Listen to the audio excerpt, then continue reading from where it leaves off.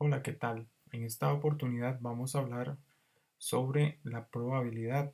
Vamos a hacer una introducción a la parte teórica de la probabilidad y vamos a ver también algunos ejercicios para entenderla. Es importante que si usted es estudiante del curso Estadística aplicada a la educación, pueda leer y realizar los ejercicios que están dispuestos en el capítulo 10 del libro de Elementos de Estadística Descriptiva. Algunos conceptos básicos que vamos a tratar de la probabilidad son los siguientes. Un evento. Un evento es cualquier conjunto de resultados al realizar un experimento. La probabilidad trabaja mucho con lo que son experimentos. Entonces, al realizarlos, nosotros vamos a obtener resultados. Y esos resultados se van a llamar eventos. Entonces, un evento simple es un resultado que ya no puede desglosarse en otros más pequeños. Y por último, el espacio muestral es el conjunto de todos los eventos simples. Está compuesto por todos los resultados. Vamos a ver aquí un experimento para explicar brevemente estos conceptos. El experimento es seleccionar al azar a dos estudiantes de séptimo año. Supongamos que hay dos secciones. Entonces, por ejemplo, al escoger dos estudiantes al azar, puedo obtener el siguiente evento: que haya escogido un estudiante de la 7A y que haya escogido un estudiante de la 7B, que lo represento como AB. Eso es un ejemplo, pero pueden haber otros, que ya sería todo el espacio muestral. Entonces el primero que aparece en el espacio muestral es AB, que es el que acabamos de ver. Otro ejemplo es que los dos estudiantes que yo haya seleccionado al azar sean los dos de la 7A, por eso A mayúscula, A mayúscula. La otra posibilidad es que un estudiante, el primero, hubiera sido la 7B, el segundo la 7A. Y por último, el último evento podría ser que los dos estudiantes sean de la 7B. Entonces observe que el espacio muestral tiene todos los posibles resultados que obtendríamos al realizar ese experimento. Dentro de la probabilidad existen varios métodos para trabajar con ella. Uno de esos métodos, que es el que vamos a trabajar y en el que se enfoca este capítulo, es el método clásico de la probabilidad. El método clásico de la probabilidad trabaja con eventos que tengan la misma posibilidad de ser escogidos. Eso es, que los eventos tengan toda la misma probabilidad. Entonces la fórmula que tenemos es que la probabilidad de que suceda un evento A se describe como el número de formas que puede ocurrir A dividido por el número total de eventos simples. Entonces la probabilidad es una división. Eso tenemos que tenerlo muy claro. Sobre la notación, cuando tenemos P denota una probabilidad. Los eventos generalmente se escriben en mayúscula A, B, C. Entonces, P paréntesis A nos indica cuál es la probabilidad de que suceda el evento A. Dentro de la probabilidad hay varias propiedades que es importante que usted maneje. Esas propiedades son las siguientes. Cuando un evento no tiene ninguna posibilidad que ocurra, se llama un evento imposible y la probabilidad de ese evento es de 0. Sin embargo, si un evento va a ocurrir, sucederá con certeza, la probabilidad de ese evento será igual a 1. Es lo que llamamos un evento seguro. Y por lo demás, para cualquier evento, la probabilidad de que suceda un evento A siempre va a estar entre 0 y 1 inclusive. Es decir, cuando hacemos aquella división para calcular la probabilidad de A, toda probabilidad siempre obtendrá un resultado entre 0 y 1. Otra propiedad importante es que la probabilidad de que no ocurra un evento A es 1 menos la probabilidad de A. Sobre el redondeo vamos a tener esta nota. En varios textos de probabilidad se suele utilizar 3 decimales con redondeo, o el resultado lo expresamos como una fracción simple. Por ejemplo, si usted al realizar una probabilidad obtiene 2 entre 7, lo puede dejar así. No hay necesidad de que lo pase a decimales. Entonces vamos a ver el primer ejemplo que tiene que ver con la probabilidad. Entonces dice, este ejemplo, suponga que tiene una urna con bolas celestes, amarillas y rojas. ¿Cuál es la probabilidad de obtener al azar una bola amarilla? Es decir, nuestro experimento consiste en que usted no vea la urna y saque una bola. ¿Cuál es la probabilidad de que esa bola sea amarilla? Entonces a nosotros nos dice la fórmula que la probabilidad de que esa bola sea amarilla es hacer la siguiente división: contar la cantidad de bolas que hay amarillas y dividirlas por el total. Observe que hay 4 bolas amarillas y el total de bolas es 20. Por lo tanto, la probabilidad es 1 entre 5. Lo puede dejar de esa manera, o si lo hace en la calculadora obtiene 0,2. Vamos a ver otro ejemplo. ¿Cuál es la probabilidad de obtener al azar una bola roja? Entonces, de la misma manera, utilizamos la fórmula de probabilidad. Contamos la cantidad de bolas rojas, que en este caso son 11, y dividimos por el total, que son 20 bolas. 11 entre 20 se puede dejar así la probabilidad, porque ya eso no se puede reducir más. La fracción quedaría ahí, la forma canónica. O si usted gusta, lo pasa a decimales y le queda 0,55. Vamos a ver un tercer ejemplo. ¿Cuál es la probabilidad de obtener al azar una bola que no sea roja? Entonces, utilizando una propiedad que se llama la propiedad del complemento, la probabilidad de que una bola no sea roja la obtenemos con la fórmula 1 menos, y aplicamos la división, la cantidad de bolas rojas entre el total. Entonces sería 1 menos 11 entre 20. Si hacemos esa operación, nos da 9 entre 20 y el resultado es 0,45. En probabilidad es importante trabajar la regla de la suma. Dice, antes de dar la regla general, conviene conocer otra notación, P paréntesis A y B, que indica la probabilidad de que un suceso A y que el suceso B ocurra al mismo tiempo. Y con esto podemos dar la regla de la suma. La regla de la suma se utiliza cuando queremos calcular la probabilidad de que suceda un evento A o que suceda un evento B.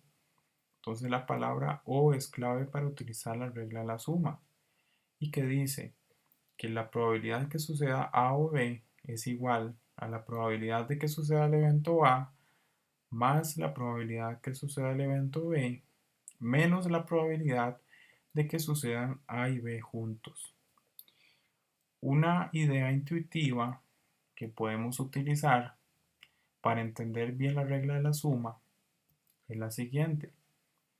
Al calcular la probabilidad que suceda A o B, cuente las maneras en que puede ocurrir un evento A, y cuente las maneras en que puede ocurrir un evento B. Entonces, estas cantidades las vamos a sumar de tal manera que solo se cuente una vez, que no se repitan sucesos. Es decir, si usted contó en A algunos sucesos simples, ya no los tiene que contar en B. Esa es la idea de la regla de la suma, porque estaríamos duplicando. Vamos a aclarar este ejemplo para que usted pueda entender la regla de la suma. Dice, la regla de la suma es un método que se utiliza para calcular la probabilidad de que suceda un evento A o que suceda un evento B, o de que ambos ocurran. Entonces, vamos a hacer el siguiente ejercicio. ¿Cuál es la probabilidad de obtener una bola roja o una bola amarilla? En este caso, lo que hacemos es calcular la probabilidad de que la bola sea roja, que ya lo habíamos hecho en el ejercicio anterior, que es 0,55. La probabilidad de que la bola sea amarilla es 0,2. Al sumarlo, obtenemos 0,72. Observe que no influyen nada las bolas rojas con las bolas amarillas. Entonces la nota es que al utilizar la ley de la suma, siempre tenga cuidado de no contar los resultados más de una vez. En este caso que vimos acá, no hay necesidad de hacer ninguna resta como vimos en la regla de la suma. ¿Por qué? Porque no tiene nada que ver sacar bolas rojas con sacar bolas amarillas. Más adelante vamos a aclarar este concepto. Otro ejemplo para ver la regla de la suma. Dice, tenemos un grupo de 49 profesores de 3 asignaturas distintas, matemática, español e inglés, y de 3 provincias distintas, Cartago, Guanacaste y Limón. Entonces suponga que usted quiere calcular la probabilidad de escoger a un profesor que sea de Cartago o uno que sea de español. Entonces vamos a hacer al azar, vamos a escoger dentro del total de profesores, que son 49, uno que sea de Cartago o uno que sea español.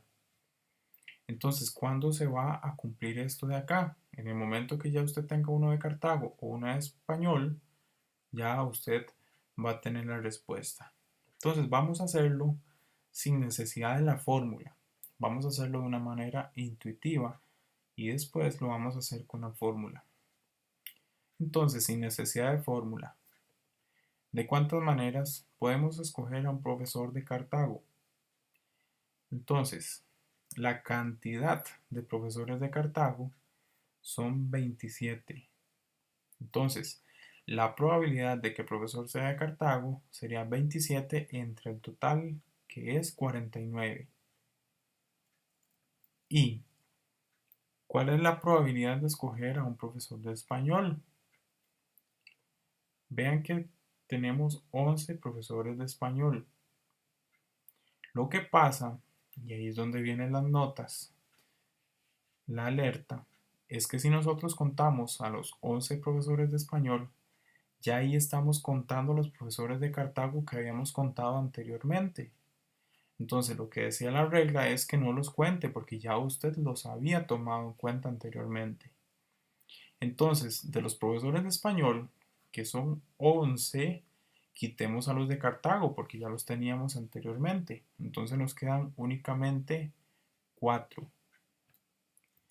Eso quiere decir que los que son de Cartago son 27 y los que son de español, pero que no contemos los de Cartago, son 4. Entonces, lo que nos dice la regla de la suma es que sumemos 27 más 4, que nos da 31, y lo dividimos por 49. Esa sería entonces la probabilidad de escoger a un profesor que sea de Cartago o uno que sea de español. Si utilizamos la fórmula nos dice lo siguiente. Sería escoger la probabilidad de un profesor que sea de Cartago, le sumamos la probabilidad de que un profesor sea de español y restamos la probabilidad de que el profesor sea de Cartago y español al mismo tiempo. Entonces observe, la probabilidad que el profesor sea de Cartago es de 27 entre 49, más la probabilidad de que sea de español es 11 entre 49, menos, y ahí tenemos que contar los que son de Cartago y español al mismo tiempo. Observen la tabla que son 7 profesores que son de Cartago y español. Esos son los que se están repitiendo en las cuentas. Entonces, ese es el que tenemos que restar y nos da 31 entre 49. Es lo mismo que utilizamos anteriormente, nada más que con fórmula. Dentro de la probabilidad, es importante hablar de la probabilidad condicional. La probabilidad condicional se representa por B barra A y representa la probabilidad de que un evento B ocurra después de suponer que el evento A ya ocurrió. Por eso se llama probabilidad condicional, porque estamos condicionando que un evento ocurra después de que ya haya sucedido el otro. Y la fórmula la tenemos en el recuadro. Dice, la probabilidad de que suceda B, dado que ya sucedió A, es igual a la división de la probabilidad de que suceda A y B al mismo tiempo, dividido por la probabilidad de que suceda A. ¿Cómo entendemos esto en un ejercicio? En el mismo de los profesores. Yo quiero escoger al azar a un profesor. Entonces, ¿cuál es la probabilidad de que ese profesor sea de Limón, dado que ya se escogió un docente de inglés? Entonces, en este caso, ya ocurrió un evento anteriormente. Ya se escogió a un profesor que era de inglés. Entonces la pregunta es, si usted ya tiene un profesor de inglés, porque ya ocurrió ese evento antes, ¿cuál es la probabilidad de que ese profesor de inglés que usted escogió sea de Limón? Entonces esto es una probabilidad condicional que se lee así. ¿Cuál es la probabilidad de que el profesor sea de Limón, dado que se escogió a uno que es de inglés? Entonces hacemos estas probabilidades y realizamos de la siguiente manera. Escogemos la probabilidad de que sea de Limón y que sea de inglés y lo dividimos entre la probabilidad de que el profesor sea de inglés. Entonces, contemos cuántas maneras tenemos de escoger a un profesor que sea de Limón y de inglés al mismo tiempo. Entonces, en la tabla, en el último dato, usted ve que hay 5 posibilidades de que el profesor sea de Limón y que sea de inglés. Y lo dividimos entre la cantidad de profesores de inglés, que son 24. Por lo tanto, la probabilidad de 5 entre 24 se puede dejar así. O escribimos el resultado en fracción, que es 0,208.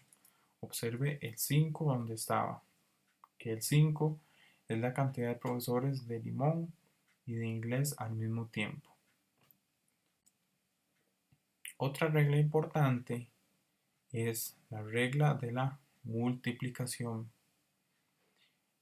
Hay muchas variaciones que uno podría hacer con esta regla, hay mucha cantidad de ejercicios. Vamos a analizar un par para que usted pueda entender un poco lo que quiere decir esto. Le recomiendo que vea los del libro y que busque ejercicios extra. En internet hay muchos sobre la regla de la multiplicación. Busca en YouTube. Entonces dice la regla de la multiplicación. La utilizamos cuando calculamos la probabilidad de que ocurra A en un primer evento y que el evento B ocurra en el segundo evento. ¿Ok? Entonces que ocurra A y que luego ocurra B. Entonces se lee así. Si los eventos son dependientes, que es lo que dice la fórmula que está en morado, dependientes es que uno influye en otro. Entonces, la regla de la multiplicación trabaja cuando nosotros tenemos la palabra y. probabilidad de que suceda A y que suceda B. Entonces hacemos una multiplicación. Multiplicamos la probabilidad de A por la probabilidad que suceda B dado que sucedió A. Eso es lo que dice la fórmula. ¿Cómo se puede entender? Vamos a ver este ejercicio. ¿Cuál es la probabilidad de sacar una bola roja? Esta no se reemplaza, es decir, usted saca la bola roja, si es que salió la bola roja y se deja fuera, no la vuelve a echar a la caja.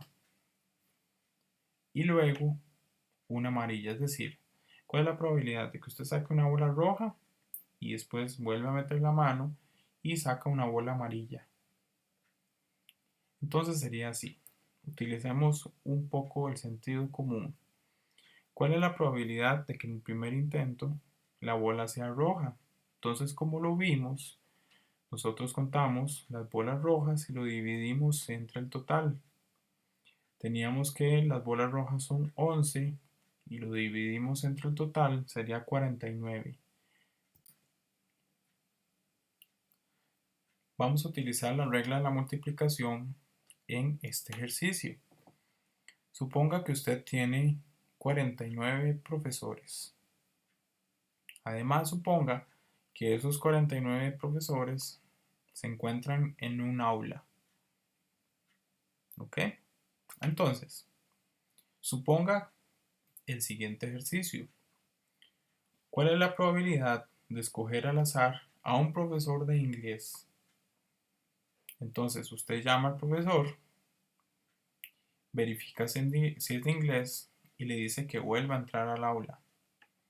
Y luego, escoger a un profesor que sea de Guanacaste. Es decir, el experimento consta de dos partes. El primero es llamar a un profesor para ver si es de inglés. Le dice que vuelva a entrar al aula. Luego llama a otro y ver cuál es la probabilidad que éste sea de Guanacaste. Entonces, el resultado y la fórmula es la siguiente. En la primera opción, ¿cuál es la probabilidad de que sea de inglés? Sería 24, que es el total de profes de inglés, entre 49, que era el total que están dentro del aula. En la segunda etapa, que es escoger a un profesor que sea de Guanacaste, ¿cuál es la probabilidad que suceda eso? Observe que hay 14 profesores de Guanacaste de 49 en total. ¿Por qué 49?